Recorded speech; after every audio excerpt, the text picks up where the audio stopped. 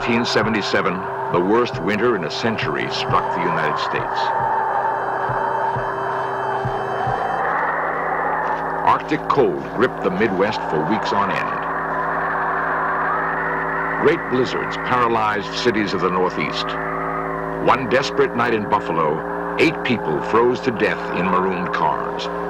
Pat Bushnell was on the road that night. Traffic just absolutely stopped. I was afraid of being stuck in the car all night long with the cold and the wind, running out of gas. And then what? I think that if we had to go through a real bad winter, just like we just went through, I think we'd have to think about moving someplace else. Move where? The brutal Buffalo winter might become common all over the United States.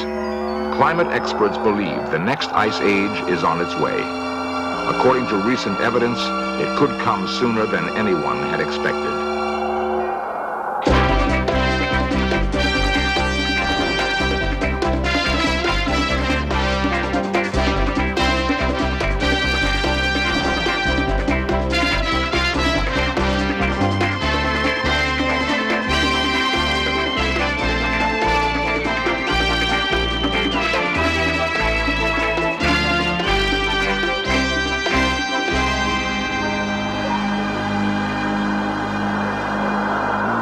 Weather stations in the far north, temperatures have been dropping for 30 years. Seacoasts, long free of summer ice, are now blocked year-round. According to some climatologists, within a lifetime, we might be living in the next ice age.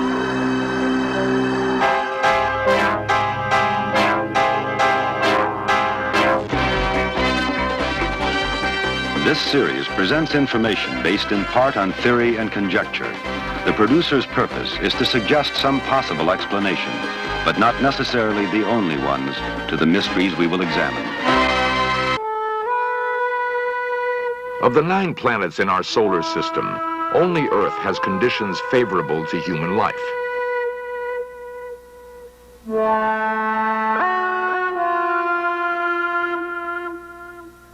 Our existence depends on a delicate balance of climate. Despite our modern technology, we are vulnerable to the whims of weather and environment. Blanketing large areas of the Earth's surface, great storms are among nature's most frightening events.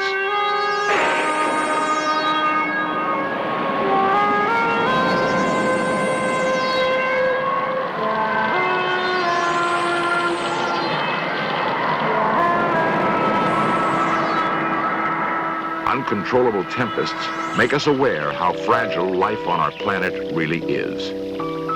The comfortable cycle of spring sowing, summer growth, and fall harvest is, in terms of long history, abnormal. Only in the last 10,000 years has Earth enjoyed continuing warmth. Because of this, our population has exploded to 5 billion people.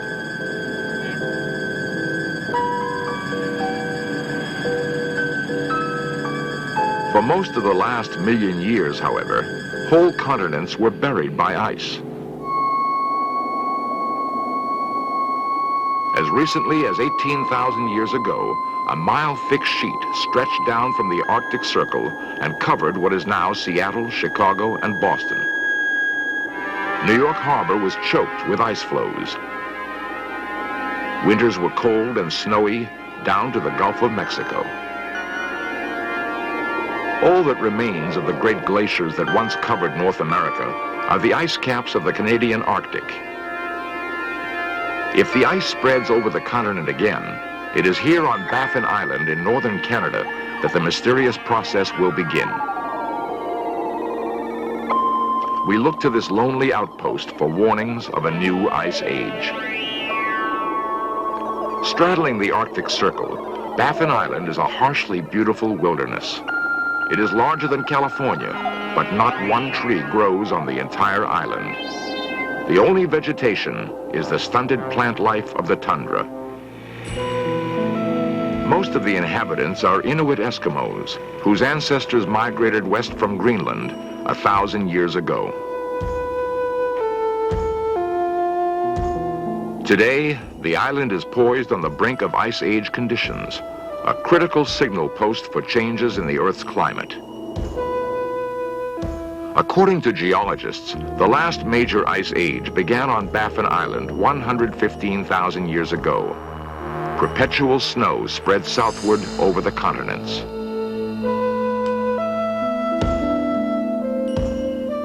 The weight of many years of snow compressed into ice. The ice grew thicker until it covered Canada, the northern United States, and Europe to a depth of 2 miles.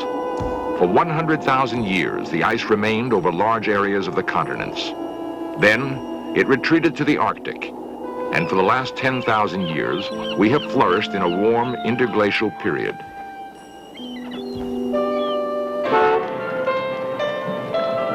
Our planet is crowded.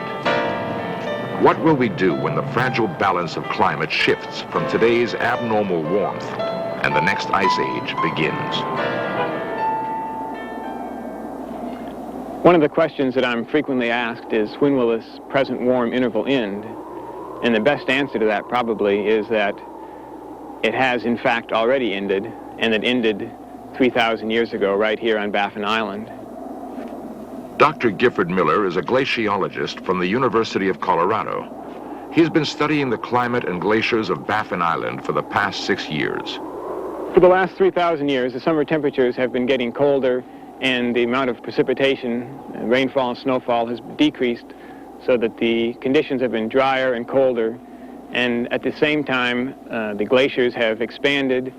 In the most recent expansion, which occurred between 300 years ago and the turn of the present century, the glaciers attained their most extensive positions that they had during the last 8,000 years. The summer of 1972 was one of the most severe summers on record, and the ice never melted that summer. And when I returned to Broughton Island, one of the local settlements here, talking to the Inuit people, and they could only tell me that their fathers had told them of a time when the ice hadn't gone out. This once-in-a-lifetime summer ice has surprised old-time Arctic residents. Ernie Sieber is superintendent of Baffin Island National Park and has lived in the Arctic for over 20 years. We had, in 1973, we had ice all over at the East Coast. The fjords, some of the ice in the fjords didn't even leave. And almost every year since, we had ice moving in and out of the fjords. So it looks like the climate has changed. It looks like it turned colder. Since concern for our weather has increased, the park wardens now take daily records of temperatures, wind, and solar radiation. Weather data from stations all over the Arctic is collected and fed into central computers. Balloons are launched every day to monitor the winds and temperatures at high altitudes.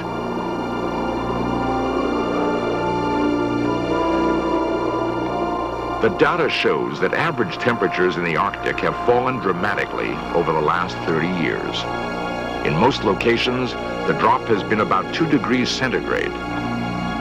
At that rate, the descent to ice age temperatures could take less than 200 years. It is not only the lonely Arctic that has cooled. The whole northern hemisphere is growing steadily colder. There is little doubt that someday the ice will return. At least 8 times in the past million years, it has advanced and retreated with clockwork regularity. If we are unprepared for the next advance, the result could be hunger and death on a scale unprecedented in all of history. What scientists are telling us now is that the threat of an ice age is not as remote as they once thought. During the lifetime of our grandchildren, Arctic cold and perpetual snow could turn most of the inhabitable portions of our planet into a polar desert. In Greenland, the snows of centuries have piled up on the largest ice cap in the northern hemisphere. Scientists have recently discovered evidence of a climatic catastrophe. Drilling down over 1,400 meters, geologists have collected precious samples of ancient ice. Some of it fell as snow over 100,000 years ago. The ice is shipped south, where it is kept frozen at minus 35 degrees and carefully divided up for study. By separating out the two forms of oxygen in the ice, scientists have been able to chart the temperatures when it fell as snow. Near the bottom of the ice cap, they found traces of widespread freezing occurring with dramatic suddenness.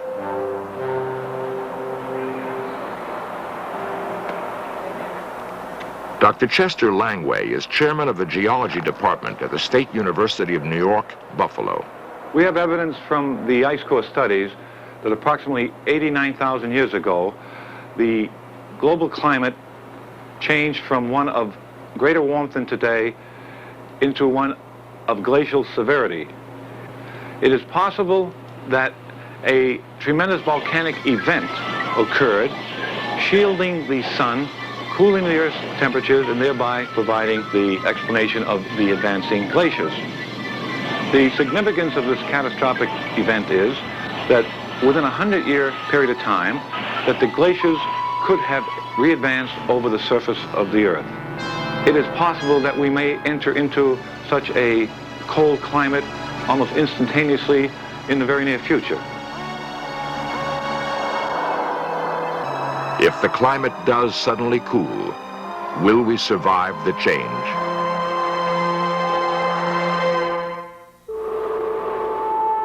"18,000 years ago, Manhattan Island was buried under a mile of ice.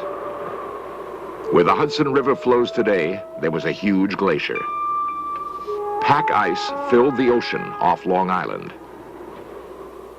We're only beginning to understand the cyclic history of the ice, but evidence is mounting that another ice age is due. The most persuasive data comes from beneath the sea. The research ship Vima sails the world's oceans, taking samples of sediments deposited long ago. A crew of scientists rig a long cylinder and drop it vertically to the ocean floor.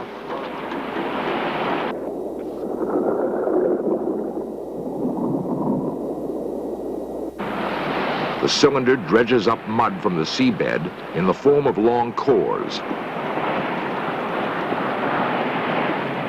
The types of tiny fossils found at different levels in the core shows the sea temperatures of the past.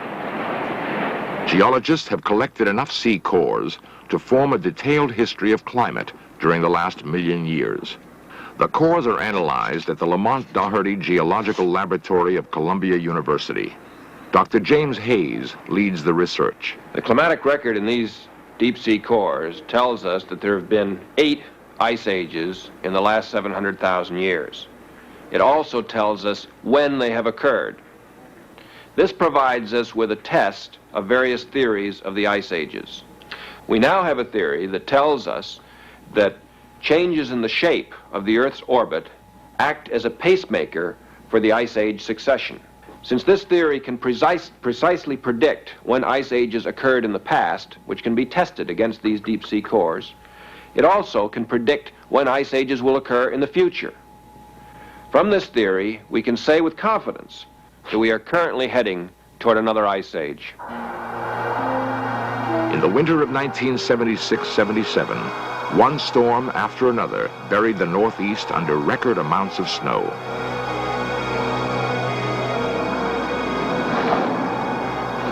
Months of brutal cold made much of the nation seem like the Arctic. In Chicago, temperatures hovered at 19 degrees below zero. Dayton, 21 degrees below zero. Cincinnati, 25 degrees below zero. Of all the hard-hit places, Buffalo, New York provides the best lesson. That unfortunate city had 44 consecutive days of snow. The first sudden blizzard paralyzed traffic. Thousands were forced to abandon their cars and seek refuge from the storm. Some who didn't were found frozen. As the storms continued, the resources of government were strained. Snowplows had to be flown in by the Air Force. Even the National Guard couldn't keep up with the unrelenting snow.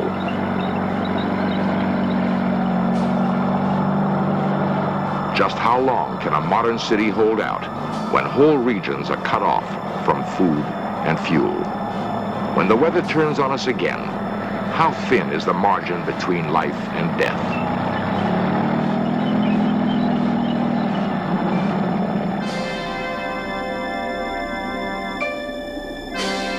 When the snowfall finally stopped, downtown Buffalo lay quiet and deserted. Businesses remained closed for weeks. The airport was unusable. There was no way to reach or leave the city.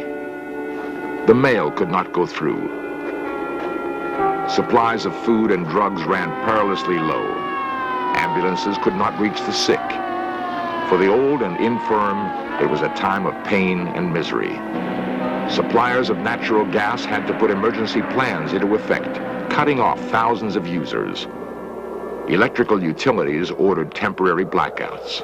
Fire engines froze in the sub-zero cold. In the suburbs, strong winds piled the snow in drifts as high as 30 feet. Many people had to enter their homes through second-story windows. No matter how much snow was cleared, fresh storms brought in more. Snowmobiles, the only viable form of transportation, were pressed into emergency service.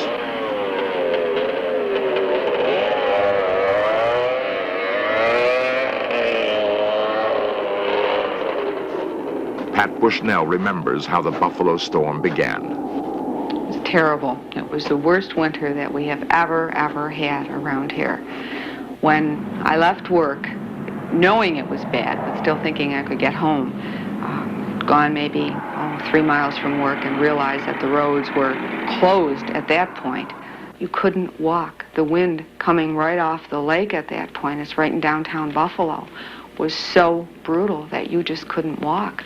So I sat for a while, just sat and waited in the car, and finally, realized that it was hopeless. The thought of freezing to death, that's kind of frightening. My worst fear at that point was the children. I was worried sick about them. They were in the house alone. That was the biggest worry. To go through that every year just wouldn't be worth the fight. And it's a fight. It's a real fight.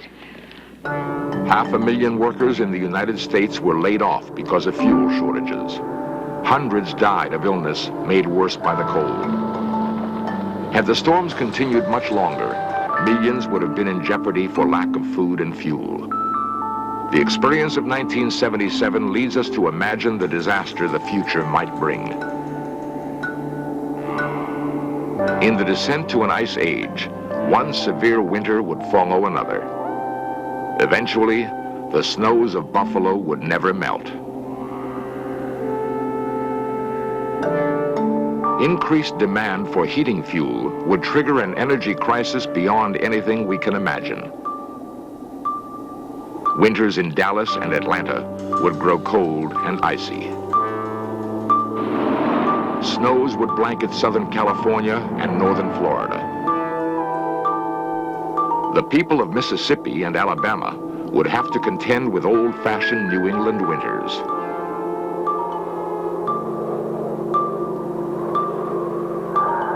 Icy winds would sweep the Kansas wheat fields. Colorado's summer grazing lands would resemble the Arctic tundra. In California, glaciers would advance from the Sierra Nevada toward the fertile San Joaquin Valley. Food production would plummet. Prices would soar out of sight. Every winter, the line of year-round snow would move further and further south. If the catastrophic event of 89,000 years ago repeats itself, the ice could return within a single lifetime.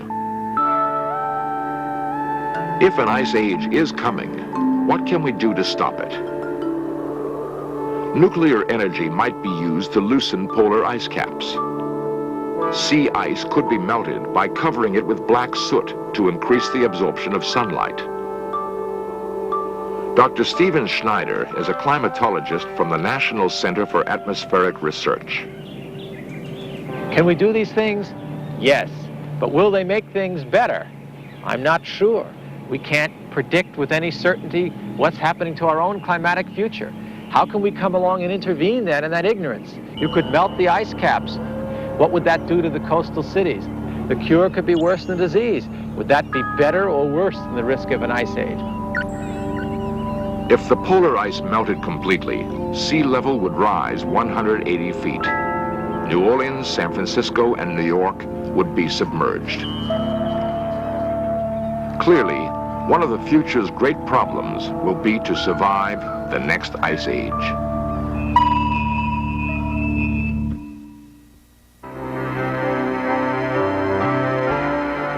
Earth, water, air, and ice comprise a delicate system in which everything is connected to everything else. It's the interaction between people and climate that worry me the most, because with everyone jammed in countries, locked in national boundaries, a change in climate means a redistribution of where the rain is, where the growing seasons are. My worst fear is that the climate could induce a change in some country that would be devastating to their local survivability, and that would lead them to desperate acts that could drag everybody else down.